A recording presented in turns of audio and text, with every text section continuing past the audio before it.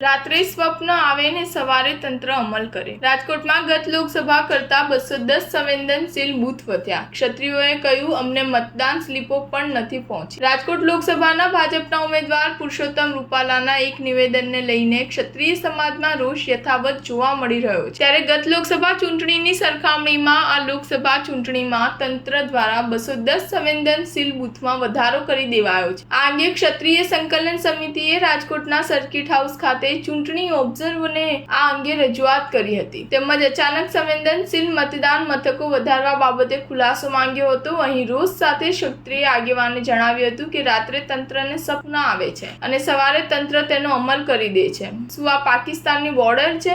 અહીં bomb blast થવાનો છે? આ ઉપરાંત ગઈકાલે રૂપાલાએ માંગેલી વધુ એક માફીને નામંજૂર કરી વડાપ્રધાન મોદી અને ગૃહમંત્રી અમિત શાહને સવાલો કર્યા હતા। ક્ષત્રિય સંકલન સમિતિના સભ્ય અનિરુદ્ધસિંહ જાડેજાએ વધુમાં જણાવ્યું હતું કે ગુજરાતમાં સંવેદનશીલ બૂથની સંખ્યામાં વધારો કરાયો છે, જેમાં રાજકોટ લોકસભા વિસ્તારમાં 2236 માંથી 1032 મતદાન મથકો સંવેદનશીલ જાહેર કરવામાં આવ્યા છે। ગત ચૂંટણીની સરખામણીમાં આ વખતે સંવેદનશીલ મથકોની સંખ્યામાં 210 નો વધારો કરાયો છે। કાયદો વ્યવસ્થાની જાળવણી માટે આવા મતદાન મથકો ઉપર વિશેષ બંદોબસ્ત મૂકશે। ત્યારે અમારો સવાલ એ છે કે કેમ રાતોરાત સંવેદનશીલ બૂથો વધી ગયા છે? ગુજરાતમાં કોઈ આતંકવાદી હુમલો થવાની દહેશત છે, એટલે આ સંખ્યામાં વધારો થયો છે। સ્ટાર ન્યૂઝ 7 હંમેશા સચ્ચાઈની સાથે।